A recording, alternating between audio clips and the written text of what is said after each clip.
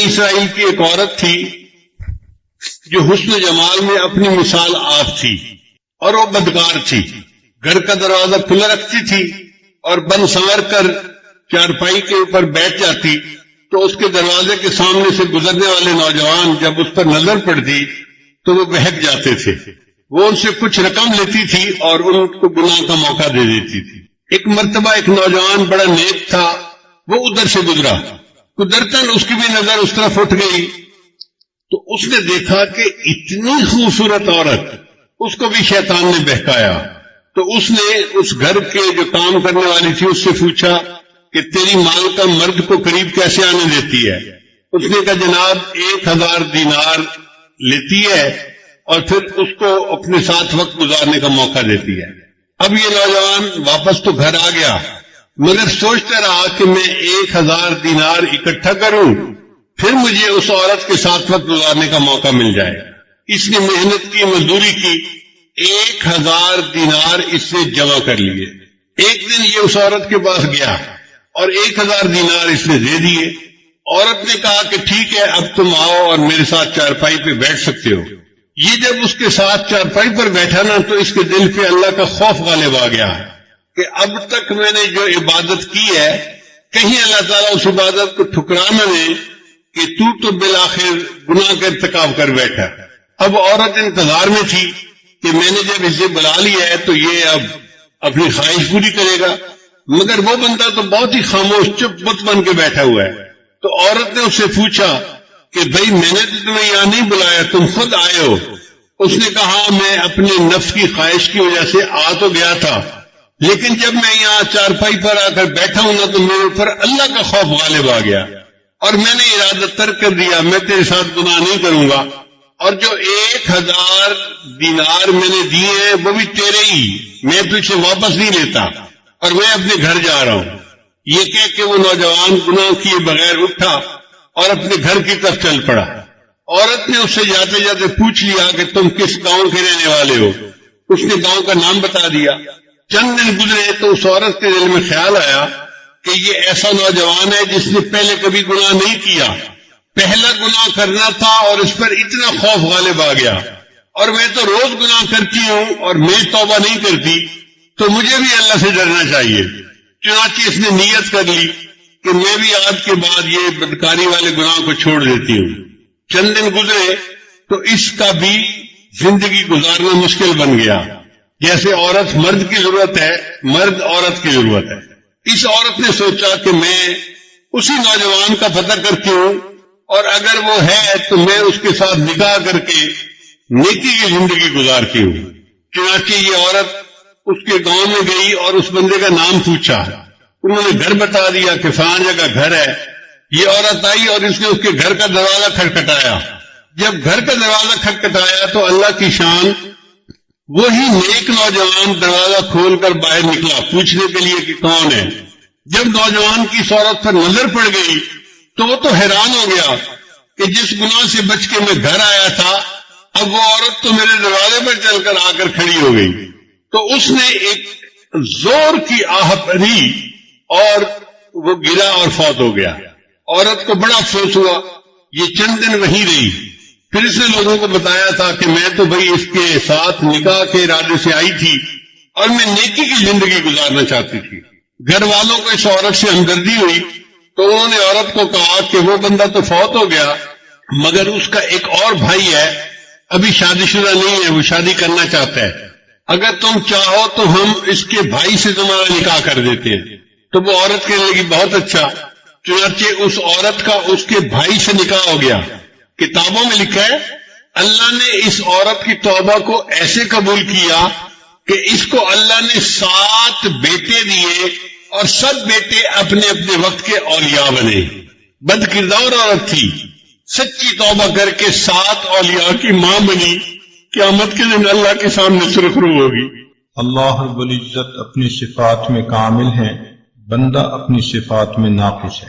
اللہ تعالیٰ ہر خیر کے دینے والے ہیں اور بندہ ہر خیر کا لینے والا ہے۔ بندے کی نقائص کا یہ عالم کہ یہ سامنے دیکھے تو اسے پیچھے نظر نہیں آتا، دائیں دیکھے تو بائیں نظر نہیں آتا، اوپر دیکھے تو اسے نیچے نظر نہیں آتا، جبکہ اللہ رب العزت کا دیکھنا اتنا کامل ہے، کالی رات ہو، کالی چٹان ہو، اس کے اوپر اگر کوئی کالی چیونٹی بھی چل رہی ہو تو اللہ رب العزت اس کو چلتا ہوا دیکھتے ہیں۔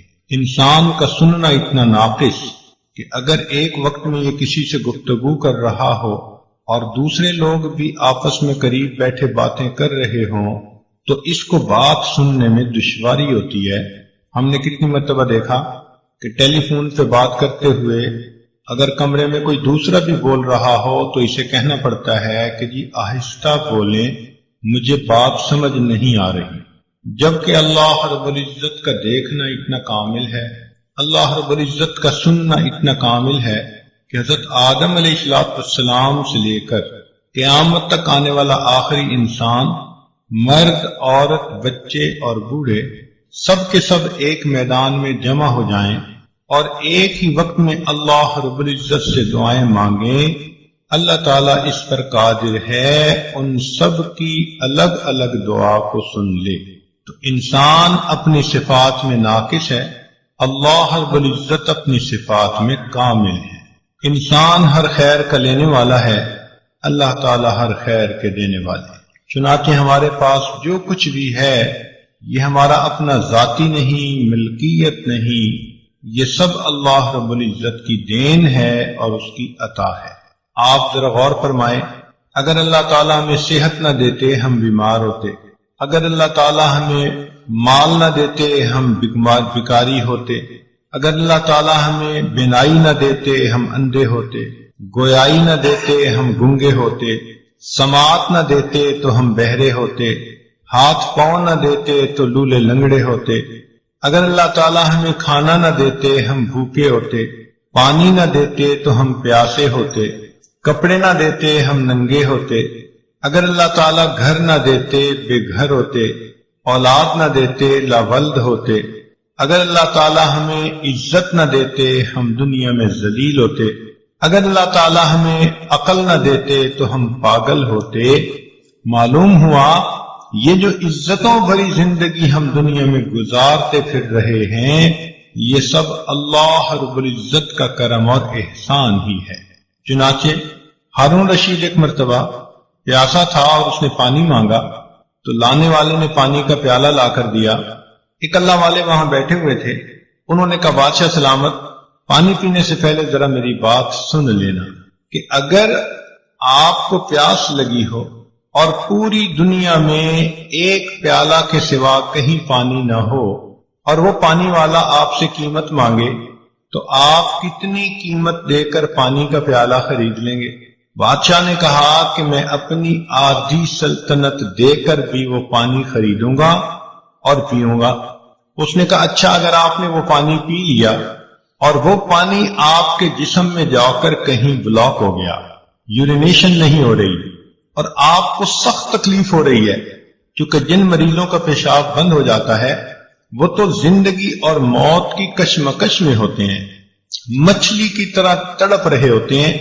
اگر آپ کی یہی حالت ہو اور پوری دنیا میں ایک طبیب ہے جس کے پاس دوا ہے جس سے وہ پیشاب آسانی سے خارج ہو سکتا ہے، تو آپ بتائیں کہ کتنے پیسے دے کر وہ دوائی خریدیں گے؟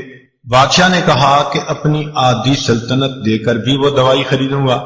اس نے کہا بادشاہ سلامت، معلوم ہوا کہ آپ کی پوری حکومت ایک پانی کا پیالہ خریدنے اور جسم سے اس کو گزار کر نکال دینے کے برابر ہے، اور آپ سوچیں آپ نے زندگی میں کتنے پیالے پانی پیا، کیسے کیسے مشروبات پیے، اللہ تعالیٰ کی کن کن نعمتوں کو استعمال کیا۔ آپ کیسے سوچ سکتے ہیں کہ آپ اللہ تعالیٰ کی نعمتوں کا شکر ادا کر سکتے ہیں؟ تو واقعی بات ایسی ہے، ہم تو اپنے سر سے لے کے پاؤں تک اللہ تعالیٰ کی نعمتوں میں ڈوبے ہوئے ہیں، بلکہ ہمیں ان نعمتوں کا استحضار بھی نہیں ہے کہ وہ نعمتیں کون کون سی ہیں۔ چنانچہ انسان جب کھانا کھاتا ہے تو اس کے جو فوڈ کا پائپ ہے اس کے اندر اللہ تعالیٰ نے ایک وال بنایا ہوا ہے، وہ ون وے وال ہے، یعنی جب غذا جاتی ہے تو وہ نیچے جانے دیتا ہے اور اگر غذا باہر نکلنا چاہے تو وہ اس کو روک لیتا ہے. اس لیے ابھی ایک بندے نے کھانا کھایا اور ابھی وہ سر کے بل کھڑا ہو جائے تو اس کے منہ سے غذا واپس نہیں آتی، وہ والو اسے روک لیتا ہے. ہمیں احساس ہی نہیں کہ یہ اللہ تعالیٰ کی کتنی بڑی نعمت ہے. چنانچہ ہمارے ایک تعلق والے دوست ڈاکٹر ہیں نیو یارک میں، ایک مرتبہ ہمارے ہاں مہمان آئے تو ہم نے ان کے لیے بستر بچھایا. وہ کہنے لگے کہ حضرت میں تو لیٹ کر سونے کی نعمت سے محروم ہوں. پوچھا وہ کیوں؟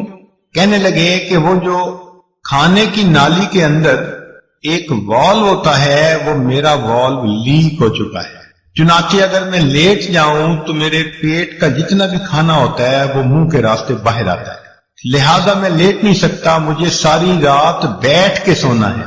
چنانچہ ہم نے دیکھا کہ ساری رات وہ بندہ بیٹھا اور ایسے بیٹھے بیٹھے اوٹ لگا کر سویا. اس دن ہمیں محسوس ہوا کہ اے اللہ، لیٹ کر سو جانا بھی آپ کی کتنی بڑی نعمت. ایک نوجوان کا ایکسیڈنٹ ہوا، اس کے آنکھ کے اوپر جو کور ہے وہ کٹ گیا، چنانچہ ایک آنکھ بالکل ننگی جیسے مچھلی کی آنکھ ہوتی، زخم تو مندمل ہو گیا. ڈاکٹر نے اسے کہا کہ اب آپ کو یہ آنکھ بار بار دھونی پڑے گی دن میں. کیوں؟ کہ ہوا کے اندر جو پولیوشن ہوتی ہے اس کی وجہ سے ڈسٹ کی ایک لیئر اس کے اوپر تھوڑی تھوڑی دیر بعد جمے گی تو آپ کو اسے دھونا پڑے گا. چنانچہ اس نے دھونا شروع کر دیا، ہر گھنٹے 2 گھنٹے کے بعد آنکھ میں پانی ڈالے.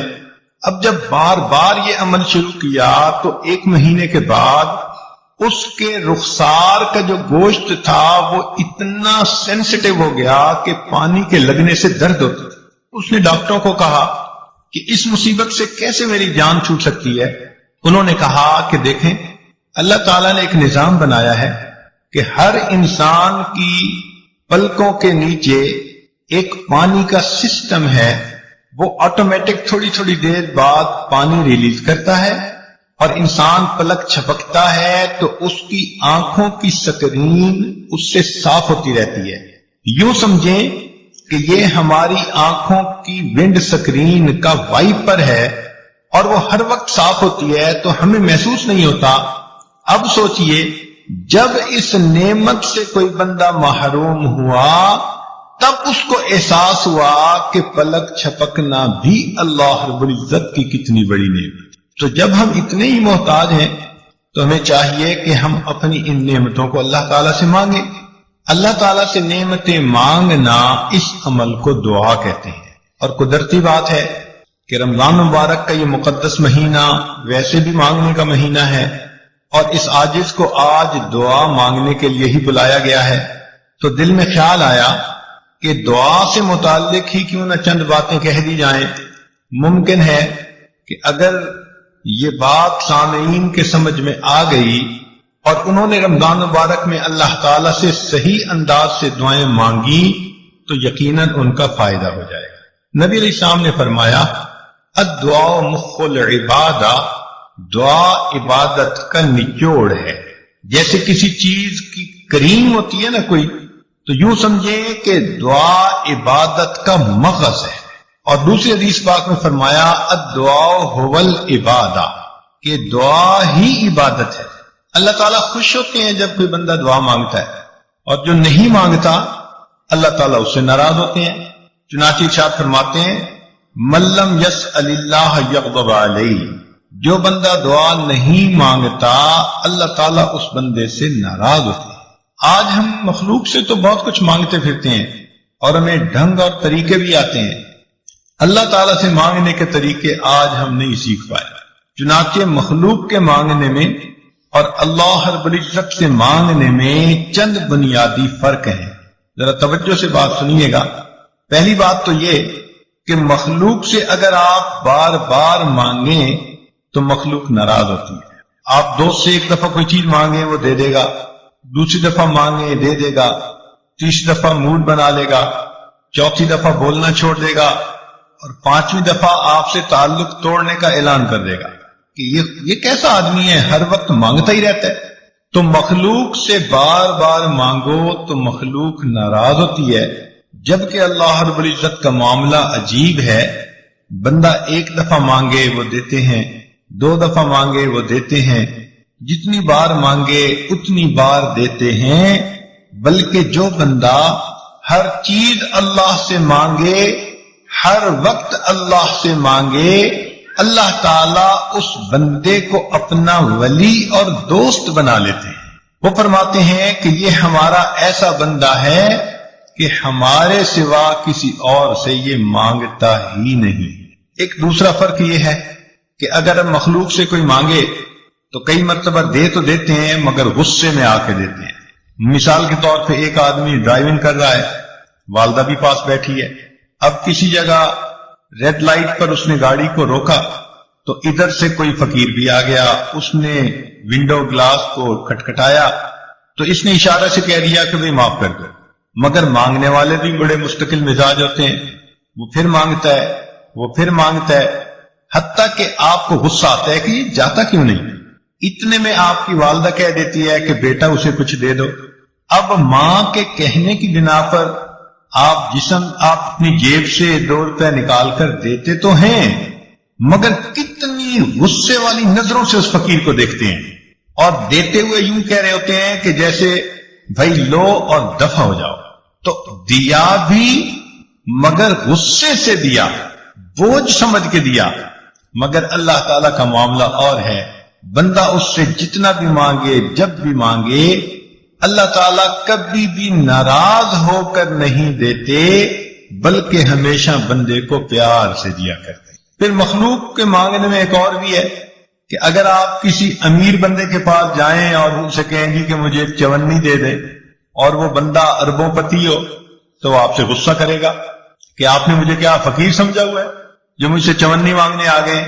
اور اگر آپ کسی غریب کے پاس جائیں اور اسے کہیں بھئی مجھے 10 کروڑ کا قرضہ چاہیے، تو وہ ناراض ہو جائے گا، یار آپ نے میرے پاس کوئی خزانہ دیکھا ہے۔ تو عجیب بات، امیر سے تھوڑا مانگے تو وہ ناراض، اور فقیر سے زیادہ مانگے تو وہ ناراض، مگر اللہ رب العزت کا معاملہ ایسا ہے کہ بندہ اس سے جتنا مانگے، تھوڑا یا زیادہ، اللہ تعالیٰ دیتے ہیں۔ بلکہ حدیث پاک میں آتا ہے کوئی بندہ اپنے جوتے کا ٹوٹا ہوا تسمہ بھی اللہ سے مانگتا ہے، اللہ تعالیٰ وہ بھی دے کر خوش ہو جاتا ہے۔ پھر ایک فرق اور بھی ہے مخلوق سے مانگنے میں کہ اگر وہ دیں گے تو دن کے کچھ وقت میں دیں گے، شام کو دروازے بند ہو جائیں گے۔ آپ رات کو کسی کے دروازے پہ جائیں تو دروازے کو بند پائیں گے۔ تو دروازے دینے والے کے کبھی کھلتے ہیں کبھی بند ہو جاتے ہیں، مگر اللہ رب العزت کا دروازہ ایسا ہے کہ جو دینے والوں کے لیے ہمیشہ کھلا رہتا ہے۔ لا تأخذہ سنۃ ولا نوم، اللہ تعالیٰ کو نہ اونگ آتی ہے نہ نیند آتی ہے، کس لیے؟ ایسا نہ ہو میرا بندہ میرے دروازے پہ سائل بن کر آئے اور دینے والا سویا ہوا ہو۔ اللہ تعالیٰ کی شان اس سے بلند ہے، وہ کتنا کریم پروردگار ہے کہ جس کا دروازہ کبھی بند ہی نہیں ہوتا۔ پھر جن لوگوں کے پاس ہم جاتے ہیں ان کو خود اپنی ضرورتیں ہوتی ہیں۔ آپ اگر دنیا میں کسی سے مانگیں، وہ کہے گا یار مجھے اپنی ضرورت ہے، میں نے قرضہ دینا ہے، حالات میرے ذرا ٹائٹ ہو گئے ہیں، میری پیمنٹ رک گئی ہے، مجھ سے قرضے والے مطالبہ کر رہے ہیں، میری کنسائنمنٹ جو ہے وہ رک گئی ہے، میرا کنٹینر پھنس گیا ہے، مارکیٹ کے حالات اچھے نہیں۔ تو آپ اگر مخلوق میں سے کسی سے مانگیں تو وہ خود محتاج اپنی 10 ضرورتیں آپ کو بیان کر دے گا، لیکن اللہ رب العزت سے مانگیں تو اللہ تعالیٰ کا معاملہ اور ہے۔ اللہ تعالیٰ وہ ذات ہے کہ سب اس کے محتاج ہیں، وہ کسی کا محتاج نہیں۔ پھر مخلوق سے مانگنے میں اور اللہ تعالیٰ سے مانگنے میں ایک فرق اور بھی ہے کہ اگر دنیا میں کوئی بندہ ذرا ذی حیثیت بنتا ہے نا، تو اس کی کوشش ہوتی ہے کہ اپنوں کو نوازے۔ آج دنیا میں کسی کو حکومت ملے تو وہ اپنی پارٹی کے بندوں کو ہی نوازتے ہیں، اور ان کی کوشش ہوتی ہے کہ اگر کوئی حزب مخالف میں ہے تو اس کے جو کچھ پاس ہے اس سے بھی محروم کر دو، ان کے منہ سے نوالے بھی چھین لو۔ تو مخلوق اپنوں کو عطا کرتے ہیں اور غیروں کو محروم کرتے ہیں۔ اللہ تعالیٰ کا معاملہ اور ہے، وہ اس دنیا میں اپنوں کو بھی عطا کرتا ہے جو کلمہ پڑھنے والے بندے ہیں، جنہوں نے اللہ کو مانا، اور جنہوں نے اللہ کو نہ مانا ان کفار کو بھی اپنی رحمانیت کے صدقے اللہ تعالیٰ اس دنیا میں اولاد دیتا ہے، عزت دیتا ہے، مال دیتا ہے، صحت دیتا ہے۔ تو معلوم ہوا کہ اللہ تعالیٰ وہ ذات ہے جو فقط اپنوں کو ہی نہیں نوازتے، وہ اس دنیا میں اپنے غیروں کو بھی عطا فرما دیتے، وہ یاروں کو بھی دے دیتے ہیں اس دنیا میں اور غداروں کو بھی دے دیتے ہیں، بلکہ اپنوں کو تو دال ساگ پہ راضی کر دیتے ہیں اور غداروں کو تو معلوم نہیں کیا کیا تر لقمے کھلا دیتے ہیں۔ فرماتے ہیں کہ اگر مجھے ایمان والوں کا ڈر نہ ہوتا، خوف نہ ہوتا کہ یہ بہک جائیں گے، تو ان کافروں کی چھتوں کو، ان کی سیڑھیوں کو، ان کے گھروں کو میں سونے کا بنا دیتا، اس لیے کہ پوری دنیا میری نظر میں مچھر کے پر کے برابر بھی حیثیت ہے۔ پھر مخلوق سے مانگنے میں اور خالق سے مانگنے میں ایک اور فرق بھی ہے کہ جس سے آپ کو مانگنا ہے پہلے آپ کو اس سے تعلق بنانا پڑے گا، تحفے طائف لے کے جانے پڑیں گے۔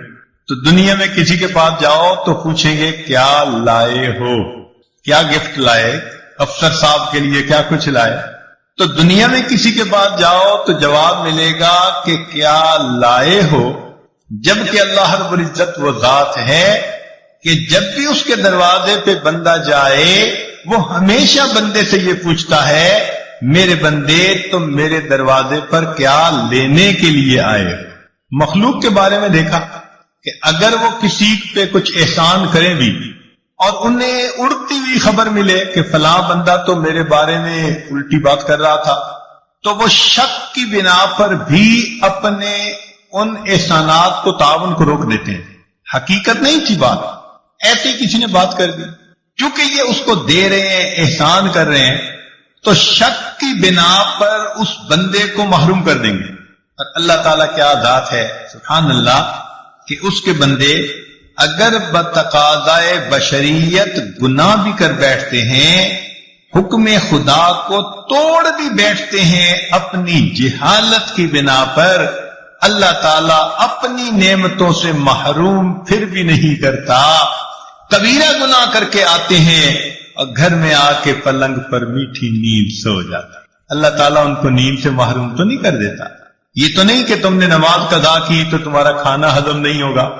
اللہ تعالیٰ کتنی جو ہے وہ شفیق ذات ہے، رحیم ذات ہے کہ جو اپنے بندوں پر ان کے گناہوں کے باوجود بھی فوراً اپنی نعمتوں کے دروازے بند نہیں کرتا بلکہ ان کو مہلت عطا فرما دیتا ہے۔ تو اس سے معلوم ہوتا ہے کہ اگر بندے نے لینا بھی ہو تو مخلوق سے مانگنے کی بجائے اپنے پروردگار سے مانگے، مگر یہ مانگنا بھی ایک عمل ہے جو سیکھنا پڑتا ہے۔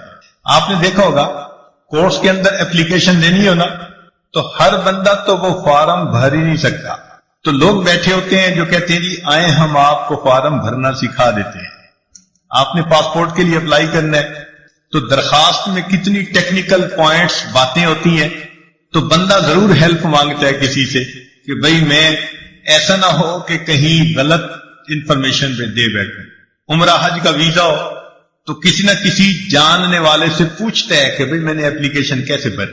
اسی طرح اللہ والے وہ دعا مانگنے کا عمل جانتے ہیں، ہمیں ان سے پوچھنا چاہیے کہ جی ہم نے اگر اللہ تعالیٰ سے کوئی دعا کرنی ہے تو یہ بھی تو ایک اپلیکیشن بھرنے کی مانند ہے نا، تو ہم کیسے اپلیکیشن بھریں کہ اپروو ہو جائے؟ ہم نے دنیا میں دیکھا کہ اگر اپلیکیشن پراپر نہ بھری ہوئی ہو نا تو ریجیکٹ ہو جاتی ہے، بالکل یہی معاملہ اگر دعا پورے آداب کے ساتھ نہ مانگی جائے تو دعا بھی اللہ تعالیٰ کے حضور قبول نہیں ہوتی۔ اب ہم پھر پریشان ہوتے ہیں وہ جی ہماری دعائیں قبول کیوں نہیں ہوتی، اور معاذ اللہ ایسے الفاظ کہہ بیٹھتے ہیں جی اللہ تعالیٰ تو ہماری سنتا ہی نہیں، حالانکہ ان ربی لسمیع الدعاء، میرا پروردگار تو ہر بات کو، دعا کو سنتا ہے۔ تو کیوں ایسا کہتے ہیں؟ بجائے اس کے کہ ہم یہ سوچیں اللہ تعالیٰ قبول نہیں کر رہے، کیوں نہ ہم یہ سوچیں کہ ممکن ہے ہماری دعا کے مانگنے میں کوئی فرق اور کمی ہو جس کی وجہ سے وہ قبولیت کے درجے پہ ہی نہ پہنچ رہی۔ ایک بات یہاں اور بھی ذرا کلیئر کرنی ضروری ہے. ایک ہوتا ہے دعائیں کروانا اور ایک ہوتا ہے دعائیں لینا. دعائیں کروانا بھی عبادت ہے، نیک کام ہے، لیکن دعائیں لینا اس سے بھی بڑا نیک کام ہے. دعائیں کروانا تو یہ ہوا امی دعا کرو، ابو دعا کریں، حضرت جی دعا کریں، سر آپ میرے لیے دعا کریں، یہ تو ہوا دعا کروانا. یہ بھی کہنا چاہیے. نبی علیہ السلام نے اس کی بھی تلقین فرمائی. چنانچہ عمر رضی اللہ عنہ ایک مرتبہ عمرے پہ جا رہے تھے تو نبی علیہ السلام نے ان کو رخصت کرتے ہوئے فرمایا کہ بھائی ہمیں اپنی دعاؤں میں نہ بھولنا. تو نبی علیہ السلام کا یہ فرمانا امت کی تعلیم کے لیے تھا. ہم بھی دعاؤں کے لیے کہیں نیک لوگوں کو، بڑوں کو، لیکن اس سے بھی بڑا رتبہ اور درجہ یہ ہے کہ ہم ان کی دعائیں لینے والے بن جائیں. دعائیں لینا کیا ہوتا ہے کہ انسان اتنا اچھا بنے، اتنا نیک بنے کہ اس کو دیکھ کر بے اختیار اس کے ماں باپ، اس کے پیر استاد کے دل سے اس کے لیے دعائیں نکل رہی. تو آج دعائیں کروانے والے بہت ہیں، دعائیں لینے والے بہت تھوڑے. تو کوشش یہ کرنی چاہیے کہ اللہ تعالی ہمیں دعائیں لینے والا بنا. حدیث پاک میں آتا ہے کہ نبی علیہ الصلوۃ والسلام کے 3 شاگرد تھے اور تینوں کا نام عبداللہ تھا، اور وہ اتنا خدمت میں پیش رہتے کہ نبی علیہ الصلوۃ والسلام کا دل خوش ہوتا. آپ تہجد کی نماز میں ان تینوں کا نام لے کر ان کے لیے دعا مانگتے تھے. اس کا نتیجہ کیا نکلا کہ وہ تینوں دنیا کے اندر بہت عزتیں پانے والے بزرگ بنے. چنانچہ ان میں سے عبداللہ ابن عباس لانو امام المفسرین بنے، عبداللہ ابن عمر رضی اللہ تعالیٰ عنہ امام المحدثین بنے، اور عبداللہ ابن مسعود رضی اللہ عنہ امام الفقہاء بنے. اللہ نے تینوں کو ایسا بخت لگا دیا. تو یہ جو ہوتا ہے نا بڑوں کی دعائیں لینا، یہ اللہ رب العزت کی بہت بڑی مہربانی ہوتی ہے. بہرحال ایک بات ذہن میں رکھیے کہ آج ہم جو کوتاہی کرتے ہیں نا دعا مانگنے میں، وہ یہ ہوتی ہے کہ ایک تو ہم جلدی مایوس ہو جاتے ہیں.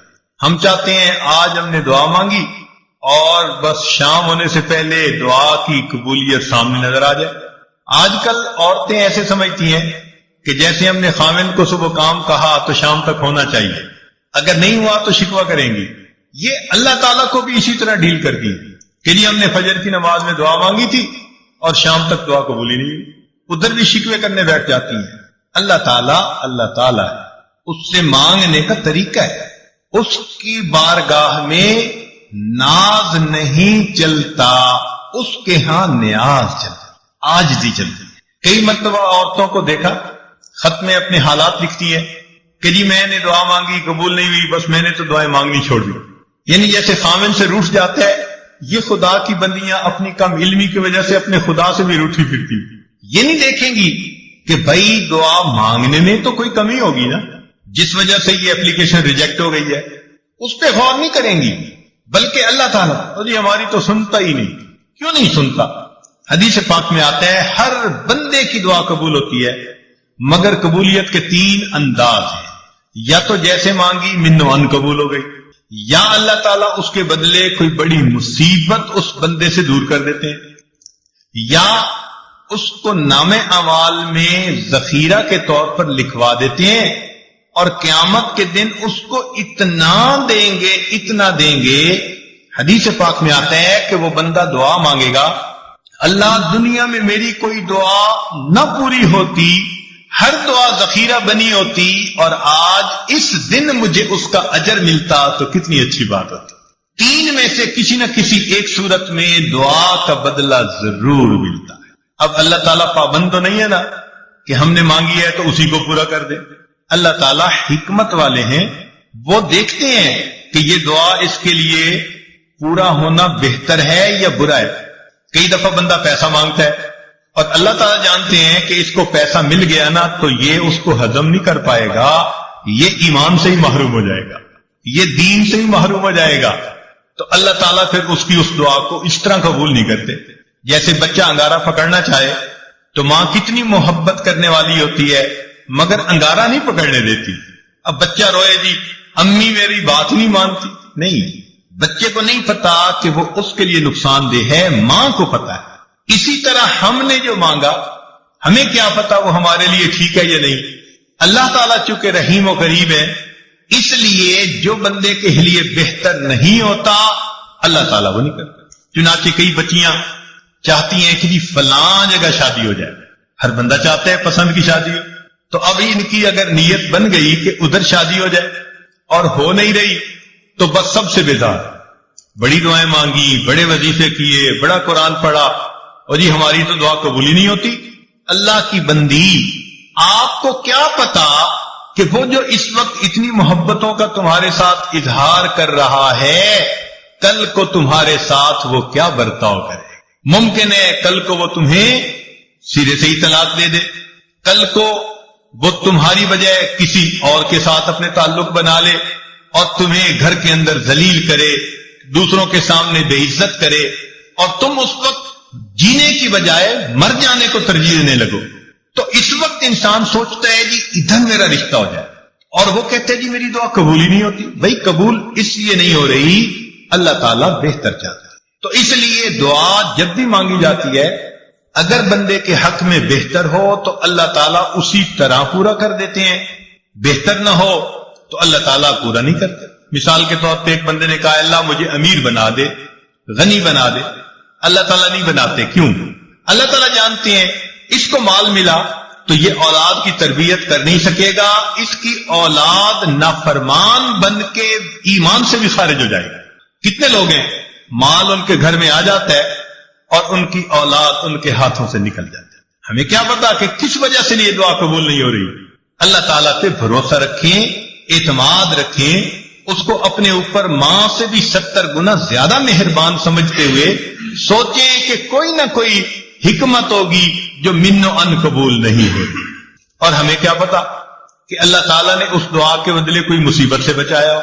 آپ ذرا غور کریں، آپ گاڑی میں جا رہی ہیں اور کئی مرتبہ بس ایکسیڈنٹ ہوتے ہوتے بچتا ہے، تو ممکن ہے آپ کی مانگی ہوئی کسی دعا کے صدقے اللہ تعالیٰ نے آپ کو ایکسیڈنٹ سے بچا لیا۔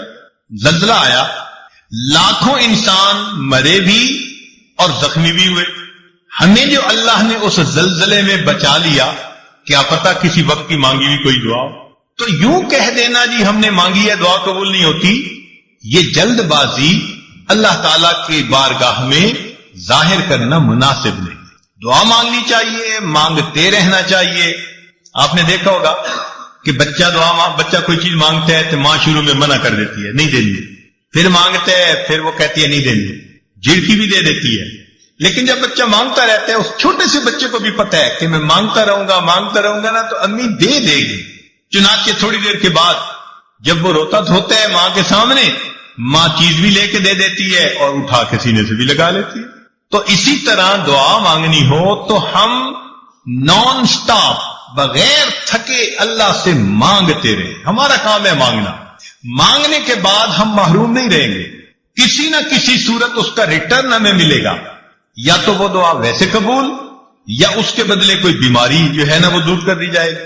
کیا پتا کہ آپ دعا مانگتی رہیں اور اللہ تعالیٰ نے اس دعا کے بدلے کوئی سکن ڈیزیز ایسی تھی جس سے آپ کو بچا لیا، ورنہ اگر سکن ڈیزیز ہو جاتی اور چہرے پہ داغ دھبے پڑ جاتے تو اتنی محبت کرنے والے خامن صاحب کے بھی رخ بدلے ہوئے ہوتے۔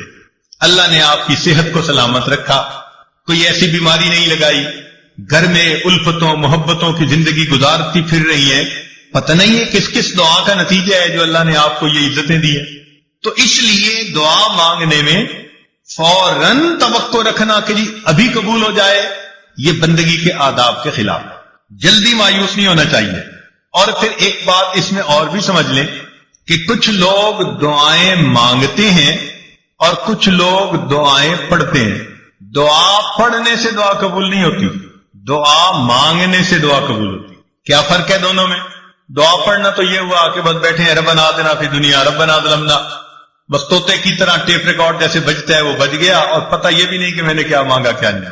چنانچہ ایک مرتبہ ہم نے نماز پڑھی، ہمارے قریبی تعلق والے ساتھ بیٹھے ہوئے تھے، انہوں نے دعا کے بعد اپنے چہرے پہ ہاتھ پھیرے، تو میں نے ویسے ہی ان سے پوچھ لیا، میں نے کہا آج دعا میں آپ نے کیا مانگا؟ تو میری طرف دیکھ کے کہتے ہیں حضرت سچ بتاؤ مجھے نہیں یاد۔ یعنی ابھی اپنے چہرے پہ ہاتھ پھیرا اور ابھی یہ نہیں پتا کہ میں نے اللہ سے کیا مانگا۔ اتنی غفلت بھری دعا، تو اس کو کہتے ہیں دعائیں پڑھنا۔ تو دعائیں پڑھنے سے دعائیں قبول نہیں ہوتی، دعائیں مانگنے سے دعائیں۔ دیکھیے جس فقیر نے آپ سے 1 روپیہ مانگنا ہوتا ہے، وہ کپڑے بھی بڑے پھٹے پرانے پہن کے آتا ہے، وہ شکل بھی فقیروں والی بنا کے آتا ہے، اس کے بعد الفاظ بھی بڑے چن چن کے وہ بولتا ہے جو دوسرے کے دل کو ٹچ کرنے والے ہوں، آواز بھی تھرائی بھرائی ہوئی ہوتی ہے، ہاتھ بھی کانپ رہے ہوتے ہیں۔ اب دیکھیے جس نے 1 روپیہ مانگنا ہے وہ اتنا کچھ کر کے آپ کے دل کو اپنی طرف متوجہ کرتا ہے، تو جس بندے نے اللہ سے اللہ کو مانگنا ہو پھر اس کو کتنی عاجزی اور فریاد سے اللہ سے مانگنا چاہیے۔ آج تو ہم دعا ایسے مانگتے ہیں جیسے اپنے ورکرز کو کام ذمے لگا رہے ہو۔ مثال کے طور پہ عورت دعا مانگے گی، اللہ میری بیٹی کا اچھا رشتہ آ جائے، میرے بیٹے کو نوکری مل جائے، میرا خاوند میرے سامنے اتنا اچھا ہو کہ میرے اشاروں پہ ناچنے لگ جائے، اے اللہ فلاں فلاں ہمارے جو حاسدین ہیں ان کا تو بالکل گھر ہی اجڑ جائے۔ یعنی ہم ایسے دعا مانگ رہے ہوتے ہیں جیسے کسی ماتحت کو کام ذمے لگا رہے ہوتے ہیں۔ دعا مانگنا اور چیز ہے اور ماتحت کے ذمے کام لگانا وہ اور چیز ہے۔ اللہ تعالیٰ ہے۔ اس انداز میں دعائیں مانگنا، یہ ہو جائے، یہ ہو جائے، یہ ہو جائے، جیسے سیٹھ صاحب بیٹھے ہوئے اپنے ورکرز کو کام اسائنمنٹ دے رہے ہیں، تو اللہ تعالیٰ کو دعا میں اسائنمنٹ نہ دیا کریں۔ اللہ تعالیٰ کے سامنے عاجزی اور زاری کا اظہار کر کے، بندگی کا اظہار کر کے، اللہ کی عظمت کو مان کے اللہ سے دعا کیا کریں، سوال کیا کریں۔ تو جب ہم اس طرح سے مانگیں گے تو دعائیں جلدی قبول ہوں گی۔ ہم الزام ان کو دیتے تھے، قصور اپنا نکل آیا، ہم شکوہ لیے پھرتے ہیں جی ہماری سنتا ہی نہیں، حالانکہ دعا مانگنے میں کتنی کوتاہیاں ہم خود کر لیتے ہیں۔ چنانچہ حجاج بن یوسف کے بارے میں آتا ہے کہ طواف کر رہا تھا اور ایک نابینا وہاں بیٹھا دعا مانگ رہا تھا، اے اللہ مجھے بینائی عطا کر۔ تو حجاج بن یوسف رکا اور اس نے اس کو ٹھوکر لگائی اور کہا وندے تجھے پتہ ہے میں کون ہوں؟ اس نے کہا نہیں۔ اس نے کہا میں حجاج بن یوسف ہوں۔ اب اس کے بارے میں مشہور تھا کہ یہ بہت ہی زیادہ سخت طبیعت کا بندہ ہے، جو کہہ دیتا ہے نا وہ پورا کر دیتا ہے۔ چنانچہ اس کا نام سن کے اندھا گھبرا گیا کہ آج میرا کس سے واسطہ پڑ گیا۔ تو حجاج بن یوسف نے کہا کہ دیکھ میں طواف کر رہا ہوں، اگر میرا طواف مکمل ہونے تک تیری بینائی ٹھیک نہ ہوئی تو میں نے تیرے قتل کا حکم دے دینا۔ اور اس نے ایک پولیس والا بھی ساتھ کھڑا کر دیا کہ یہ اندھا بھاگنے نہ پائے، اور خود طواف کرنے لگ گیا۔ اب تو جی اندھے کا حال عجیب، آنسو بھی گر رہے ہیں اور کانپ بھی رہا ہے اور دعا مانگ رہے ہیں، اللہ پہلے تو بینائی کا سوال تھا، اب تو میری زندگی کا سوال۔ ایسے تڑپ کے اس نے دعا مانگی۔ کہتے ہیں کہ حجاج بن یوسف جب واپس آیا اللہ نے اس کی بینائی عطا فرمائی۔ تو حجاج بن یوسف نے اسے کہا کہ جیسے تم پہلے بیٹھے دعا مانگ رہے تھے نا، ساری عمر بیت اللہ کے سامنے اس طرح بیٹھ کے دعا مانگتے، تمہاری دعا قبول نہیں ہو سکتی تھی کیونکہ یہ زبان سے نکل رہی تھی، دل سے نہیں نکل رہی تھی۔ اب جب تمہیں اپنی جان کا خوف ہوا، اب تڑپ کے دل سے دعا مانگی، اور دل سے جو بات نکلتی ہے اثر رکھتی ہے، پر نہیں طاقت پرواز مگر رکھتی ہے۔ تو اس لیے دعا ہمیشہ انسان ایسے مانگے کہ تڑپ کے مانگے، دل سے دعا نکلے، پھر دیکھیں اس کے بعد اللہ رب العزت کی طرف سے کیسے رحمتیں ہوتی۔ ایک بات ذہن میں رکھنا کہ جو شرفاء ہوتے ہیں نا، سخی لوگ ہوتے ہیں، ان سے اگر کوئی تھوڑا بھی مانگے نا تو وہ اپنے مقام کے مناسب زیادہ دیتے ہیں۔ مثلا اگر کوئی مجھ سے سوال کرے تو ہو سکتا ہے میں اس کو 10 روپے دے دوں، کسی امیر سے سوال کرے وہ 1000 روپیہ دے دے، کسی وزیر سے بات کرے وہ 10,000 دے دے، ملک کے صدر سے جا کر مانگے تو وہ 1,00,000 روپیہ دے دے، اور اگر سعودی عرب کے بادشاہ سے مانگے تو وہ ملین میں دے دے گا، اس لیے کہ اس کا دین اتنی بڑی۔ تو دنیا کا ہر بندہ اپنی شان کے مطابق دیتا ہے، یہ ذہن میں یاد رکھ لیجئے۔ اللہ تعالیٰ جب قبول فرماتے ہیں تو بندے کو اپنی شان کے مطابق عطا فرماتے، وہ اتنے کریم پروردگار ہے۔ چنانچہ بندے کے یعنی مانگنے والے کا دامن چھوٹا اور دینے والے کی دین بڑی ہوتی۔ جس نے بھی مانگا، مجھے بچپن کا ایک واقعہ یاد ہے۔ ایک محلے کا دکاندار تھا اور میرے والد صاحب کے ساتھ اس کے بڑے اچھے تعلقات دوستانہ تھے، جب کبھی اس دکاندار سے میں کوئی چیز سودا لینے جاتا تو وہ سودا بھی تول دیتا اور جب وزن پورا ہو جاتا تو کچھ اوپر بھی ڈال دیتا. تو مجھے یہ بات سمجھ میں نہ آتی. بہت چھوٹی عمر تھی تو میں نے ایک دفعہ اپنے ابو سے پوچھا کہ وہ تولتا تو ہے اور جب بالکل وزن پورا ہو جاتا ہے وہ کچھ اوپر بھی ڈال دیتا ہے. تو ابو نے بتلایا کہ بیٹے یہ اس کی محبت ہے کہ جتنا حق بنتا ہے وہ حق سے زیادہ ہمیں دیتا ہے. وہ بچپن کی بات آج یاد آتی ہے کہ اگر ایک انسان کے اندر محبت ہے، اخلاص ہے، تعلق ہے، وہ مانگنے والے کو اس کی مانگ سے زیادہ دیتا ہے تو اللہ رب العزت تو بڑے کریم ہیں، رحیم ہیں. بندہ جب اللہ تعالی سے مانگتا ہے اللہ تعالیٰ اس کی توقعات سے بھی بڑھ کر اسے عطا فرماتا ہے. اب اس کی طرح دو چار مثالیں سن لیجئے. حضرت ابراہیم علیہ السلام اپنی بیوی سیدہ ہاجرہ رضی اللہ تعالیٰ عنہ اور اپنے بیٹے اسماعیل علیہ السلام کو ملک شام سے لے آئے اور انہوں نے مکہ مکرمہ میں آ کر آباد کیا. وہاں پر کہیں سبزہ ہی نہیں تھا، نام و نشان ہی نہیں تھا، بالکل بواد غیر ذی زرع، کوئی زراعت کا نام و نشان ہی نہیں تھا. جب انہوں نے ان کو وہاں بسایا تو دعا مانگی کہ اے اللہ وارزقہم من الثمرات، ان کو کھانے کے لیے پھل عطا کر دیجئے. ہم جیسا کوئی ہوتا تو کھانے کے لیے روٹی پانی مانگتا، مگر انبیاء کی شان بلند ہوتی ہے، فراست بڑی ہوتی ہے. انہوں نے اللہ تعالیٰ سے کھانے کو پھل مانگے.